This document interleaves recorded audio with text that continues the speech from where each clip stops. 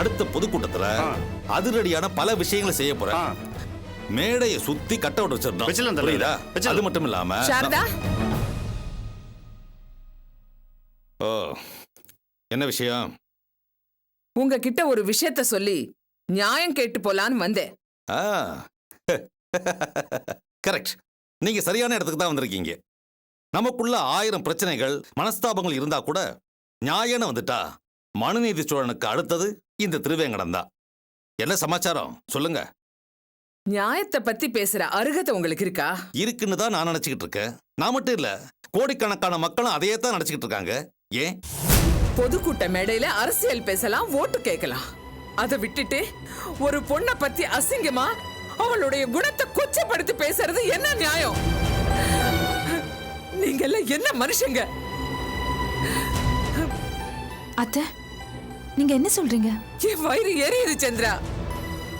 உன் மாமனார் பேசுற மேடையில ஆனந்தியையும் தோழர் பாலகிருஷ்ணனையும் இழுச்சி அசிங்கமா பேசிருக்காங்க.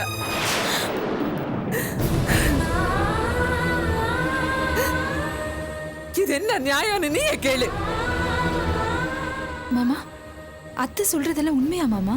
அது ஒண்ணும் இல்லம்மா, இந்த தங்கராசு இல்ல, அந்த ஆளு மேடையில பேசுறப்போ வாய் தவறி சில வார்த்தைகளை விட்டுட்டான். அது எப்படிங்க வாயை தவறி விடுற வார்த்தைகள்? அது அவங்ககிட்ட தான் கேட்கணும். ஆனா கூட்டத்துல அந்த பேச்சுக்கு நல்ல ரெஸ்பான்ஸ். அது தெரியுமா? வெக்கமா இல்ல உங்களுக்கு? ஆனந்தி பத்தி தப்பா பேசுறதும் உங்க பொண்ணு சுமதி பத்தி பேசுறதும் ரெண்டும் ஒண்ணுதான். ஆனந்தி உங்க அண்ணன் மகன். அவளுடைய நடத்தை அசிங்கப்படுத்தி எவனோ ஒருத்தன் பேசினான்னா அங்கேயே அவன் கண்ணத்துல 4 அறை விட்டு இருந்தா நீங்க நல்லவன்னு சொல்லலாம். ஆனா நீங்க கூட சேர்ந்து கைதட்டு இருக்கீங்க. வெக்கமா இல்ல? போத நிறுத்துங்க. ரொம்ப ஓவரா பேசிட்டு இருக்கீங்க. இந்த மாதிரி சமயத்துல தான் நான் சித்தப்ப ஆனந்தி அண்ணன் மகன். தெரியுமா உங்களுக்கு? அன்னைக்கு நானே என் பொண்டாட்டி உங்க வீட்டை வந்து எவ்வளவு தூரம் கெஞ்சினோம். நான் உன் சித்தப்பேன், எனக்கு எதிராக பிரச்சாரம் பண்ணாத, அந்த தோழர் பாலகிருஷ்ணன் சப்போர்ட் பண்ணாதன்னு சொன்னோம். கேட்டால அவ? அப்ப உங்க மகன் ஆனந்தி என்ன சொன்னா? உறவுகள் வேற, பொது வாழ்க்கை வேற, சமூகம் வேற, அது எதிர ஏகத்துக்கு தத்துவம் பேசினால இப்பயும் டென்ஷனாரா? பொது வாழ்க்கைன்னு வந்தா இதெல்லாம் சகிச்சுக்கிட்டு தான் ஆகணும். உங்க இஷ்டத்துக்கு எல்லாரும் இருக்க மாட்டாங்க. பொது வாழ்க்கை சமூகம்னு பேச வேண்டியது. அப்புறம் யாராவது விமர்சனம் பண்ணாங்கன்னா ஐயோ அப்பான்னு கதறிட்டு ஓடி வர வேண்டியது. என்ன கதல்ல? நம்ம அண்ணன் பொண்ண ஒருத்தன் தப்பா பேசுறான்னு உங்க ரத்தம் கொதிக்கலையா? அது எதுக்கு கொதிக்க போகுது? இவன் இந்த தோழர் பாலகிருஷ்ணன் கூட சேர்ந்துக்கிட்டு என்னை பத்தி தெரு தெருவா பிரச்சாரம் பண்ணா பாத்தீங்களா? அதை பாக்குறப்ப தான் என் ரத்தம் கொதின்னு கொதிக்குது. என்ன மாமா, அவங்களோட வேதனை புரியாம இப்படி பேசுறீங்க? ஆடா போமானே, இவங்களுக்கா வேணா சித்தப்ப, இல்லாட்டி தெருவில் போறவனா? என்ன பேசுறீங்க நீங்க? அண்ணன் மகளை ஒருத்தன் அசிங்கமா பேசுறான்னு வந்து கேட்டா அத பத்தி கொஞ்சம் கூட உறுத்தல் இல்லாம பேசிட்டு இருக்கீங்க. உங்களை மதிச்சு பேச வந்தேனே, அது என்னுடைய தப்பு.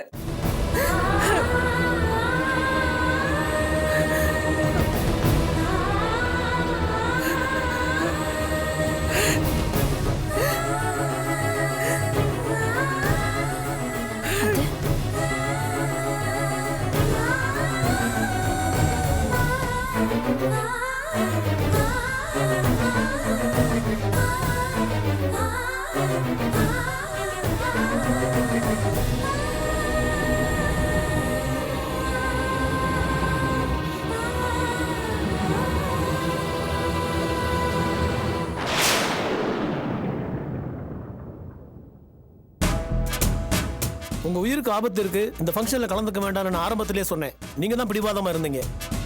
கடைசியில இப்ப என்னாச்சு பாத்தீங்களா?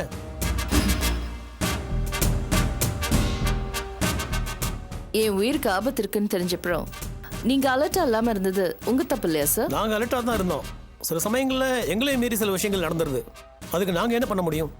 பொறுப்பான போலீஸ் ஆபீசர் சொல்ற பதில் அது. இந்த ஃபங்க்ஷன் அவாய்ட் பண்ணுங்கன்னு உங்களுக்கு முதல்ல அட்வைஸ் பண்ணேன். நீங்களே வழி ரிஸ்க் எடுத்துட்டு எங்க மேல பழிய போறது சரியில்லை சார். பாதுகாப்பு கொடுக்க வேண்டியது உங்களோட டியூட்டி.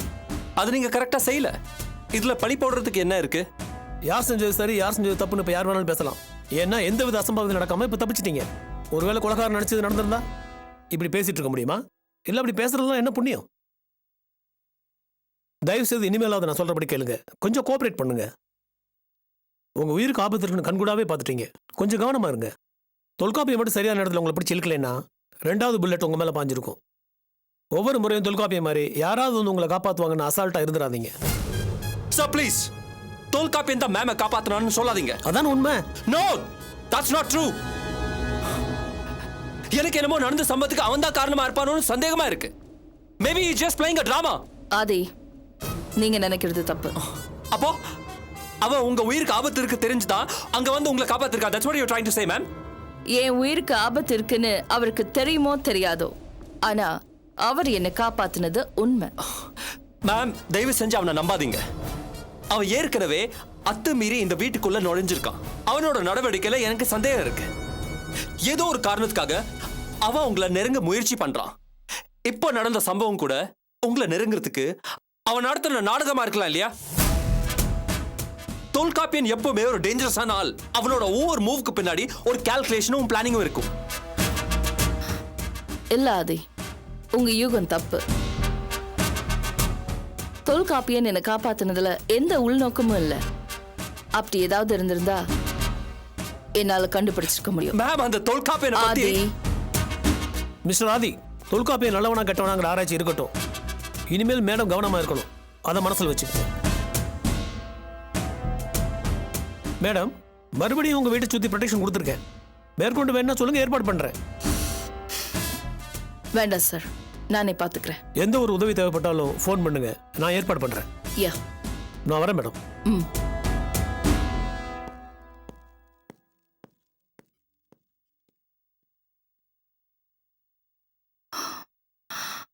ஆதி, 2வது தடவையா நான் உயிர் பழிச்சிருக்கேன். என் உயிர் யாருக்கு தேவைப்படுது? கூடிய சீக்கிரமே அவனை கண்டுபிடிச்சிடலாம் மேம். எப்படி கண்டுபிடிப்பீங்க?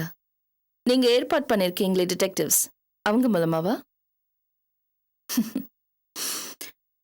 ஆமா, அந்த டிடெக்டிவ் குரூப் என்ன பண்ணுது? குற்றவாளியை ஃபாலோ பண்ணி போயிருக்காங்களா?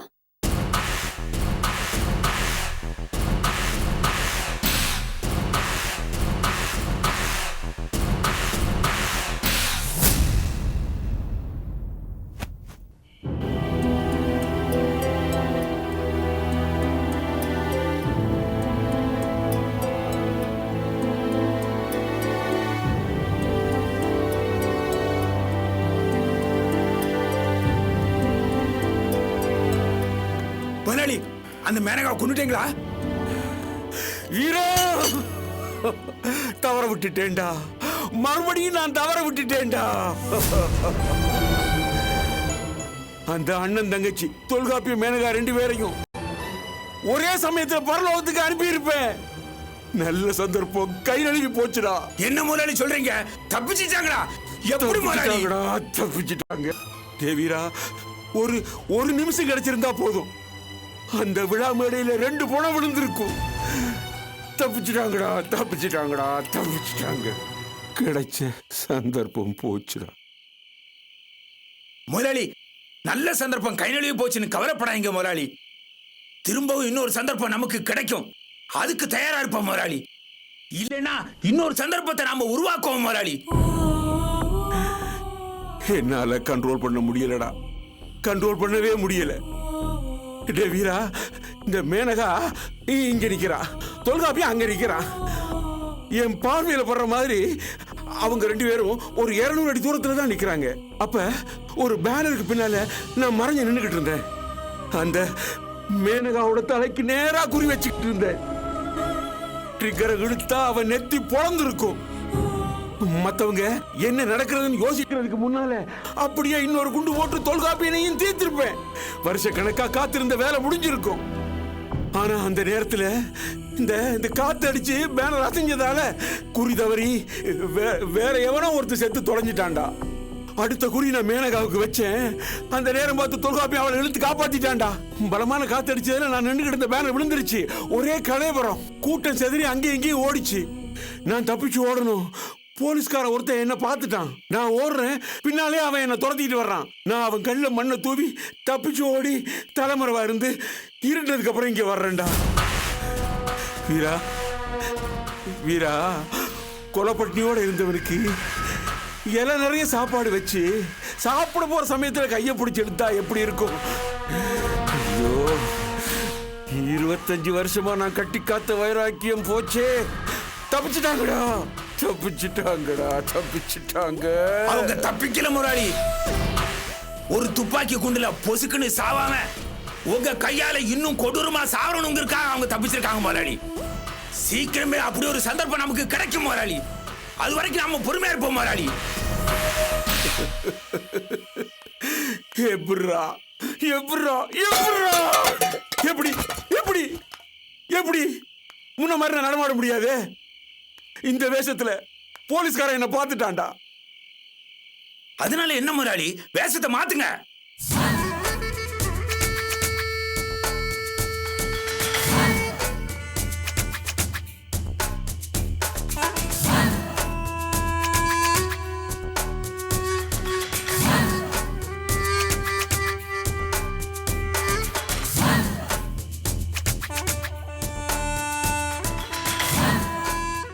மாத்துறேன், வேஷத்தை மாத்துறேன்.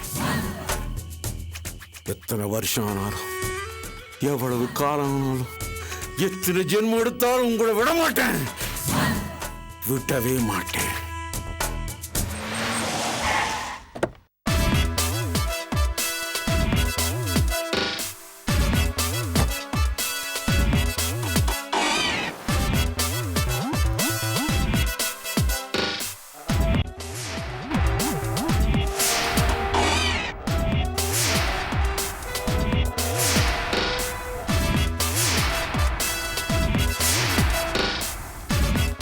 Hi. Good morning. Let's go. Yeah.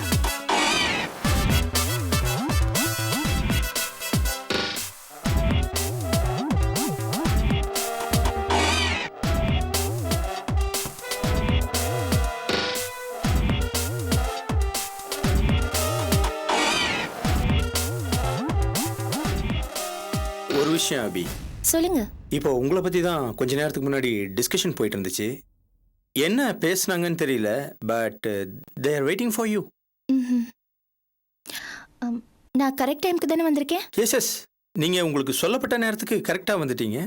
But உங்களை மீட் பண்ணுறதுக்கு முன்னாடி அவங்க என்ன பேசுனாங்கங்கிறது தான் தெரியல. நீங்கள் வந்தால் ரிசீவ் பண்ணி அழைச்சிட்டு வர சொன்னாங்க, அதான் கீழே வெயிட் பண்ணேன். பட் நீங்கள் டென்ஷன் ஆக வேண்டியதில்லை, ரிலாக்ஸ்டாகவே பேசலாம். Okay.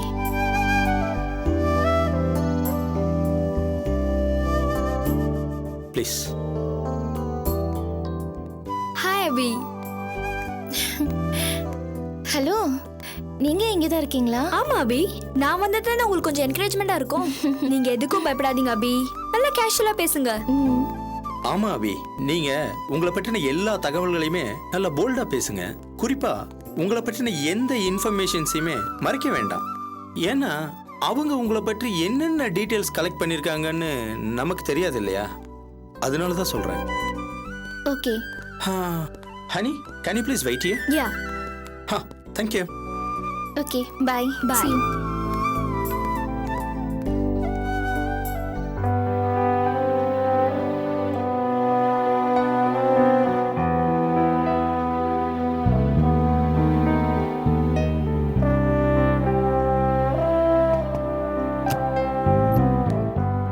Excuse me. Oh, welcome. Please sit down. Thank you.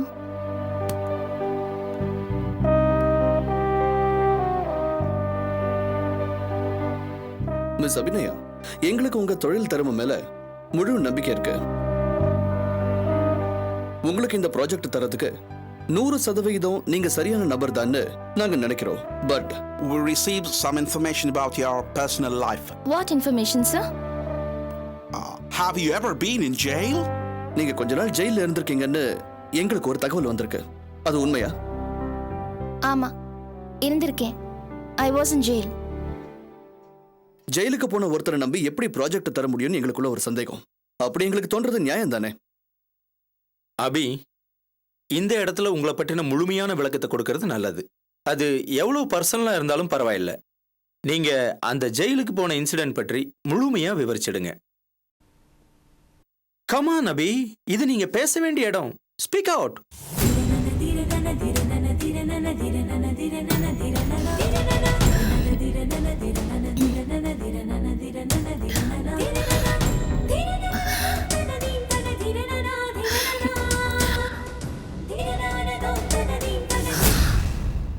Course நான் ஜெயில இருந்தேன். ஆனா கோர்ட்டால தண்டிக்கப்பட்டு ஒரு குற்றவாளியா இல்ல, சந்தேகத்தின் பேர்ல பொய் வழக்கு போடப்பட்டு. நான் என்ன பத்தி சொல்றேன். நான் அபிநயா, ஒரு சாதாரண மிடில் கிளாஸ் ஃபேமிலியில பிறந்த பொண்ணு. அச்சமில்லை அச்சமில்லை அச்சம் என்பதில்லையே, அச்சமில்லை அச்சமில்லை அச்சம் என்பதில்லையே.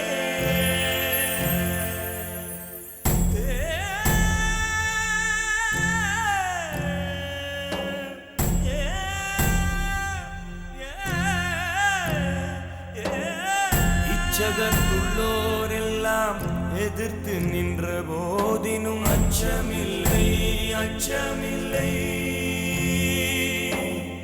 அச்சம் என்பதில்லையே. துச்சமாக விண்ணி நம்மை தூறு செய்த போதினும் அச்சமில்லை அச்சமில்லை அச்சம் என்பதில்லையே. பிச்சை வாங்கியுண்ணும் வாழ்க்கை பெற்றுவிட்ட போதினும் அச்சமில்லை அச்சமில்லை அச்சம் என்பதில்லையே. இச்சை கொண்ட பொருள் எல்லாம் இழந்து விட்ட போதினும் அச்சமில்லை அச்சமில்லை அச்சம் என்பதில்லையே. அச்சமில்லை அச்சமில்லை அச்சம் என்பதில்லையே.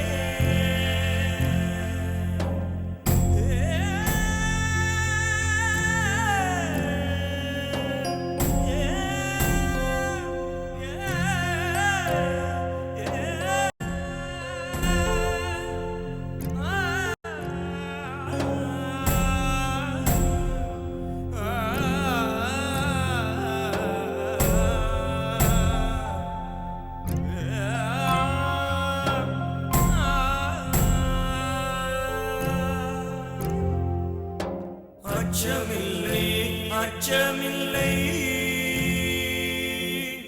அச்சம் என்பதில்லையே. அச்சமில்லை அச்சமில்லை அச்சம் என்பதில்லையே.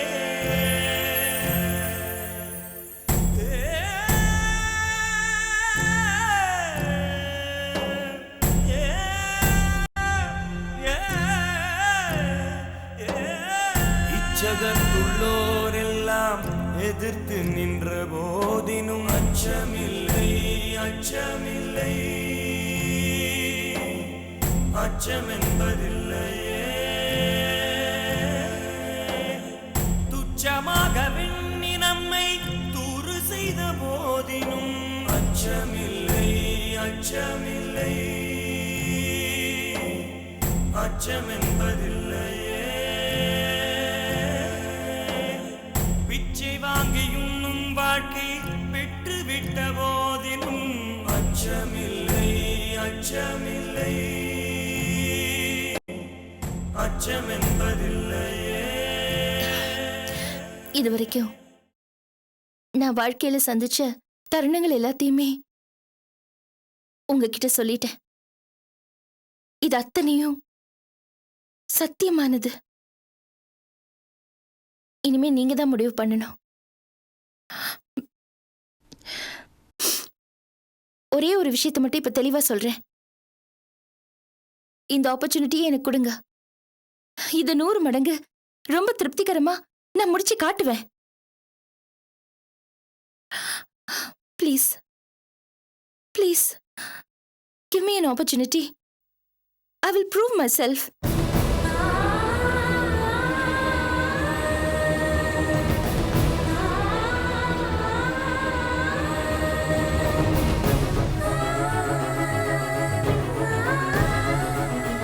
மிஸ் அபிநயா, உங்க லைஃப் இவ்வளவு போராட்டங்கள் நிறைஞ்சதா இருக்கும்னு நாங்க யாருமே எதிர்பார்க்கல. We are very sorry for that. Let's meet again after lunch.